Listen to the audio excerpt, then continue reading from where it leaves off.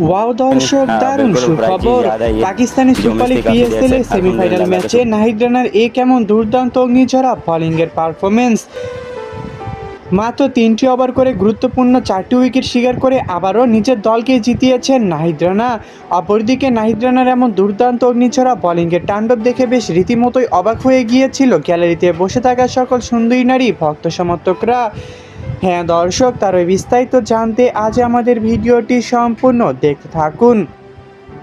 প্রিয় দর্শক, দীর্ঘদিন পর যেন আবারও বাংলাদেশের তরফ থেকে পিএসএল এর সুপার লিগে ডাক পেয়েছেন নাহিদ রানা, যেখানে প্রথম দুটি ম্যাচে দুর্দান্ত পারফরমেন্স করতে পারলেও যেখানে প্রথম দুটি ম্যাচে এক নাহিদ রানার জন্যই ম্যাচটা জিতেছিল, ঠিক তবে যেন তৃতীয়তম ম্যাচেও ভরসা ছিল এক নাহিদ রানার, যেখানে প্রথমে খেলতে নেমে টসে জিততে আগে ব্যাটিং করার সিদ্ধান্ত নিয়েছিল এই নাহিদ রানার দল।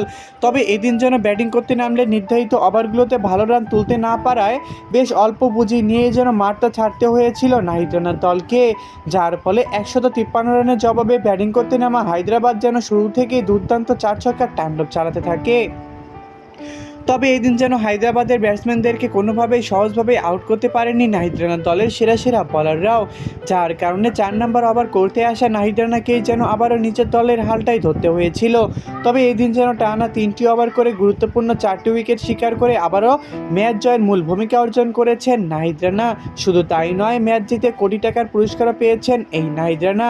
আর অপরদিকে নাহিদ রানার এমন দুর্দান্ত অগ্নিঝরা বোলিংয়ের তাণ্ডব দেখে বেশ রীতিমতোই অবাক হয়ে গিয়েছিল গ্যালারিতে বসে থাকা সকল সুন্দরী নারী ভক্ত সমর্থকরা। তো দর্শক, পাকিস্তানের সুপার লিগ পিএসএল এর ম্যাচে দুর্দান্ত পারফরমেন্স করা নাহিদ রানাকে আপনাদের কাছে কেমন লাগে তা অবশ্যই আমাদেরকে এই বিষয়ে কমেন্ট করে জানাতে একদমই ভুলবেন না। ধন্যবাদ সবাইকে এতক্ষণ আমাদের সাথেই থাকার জন্য।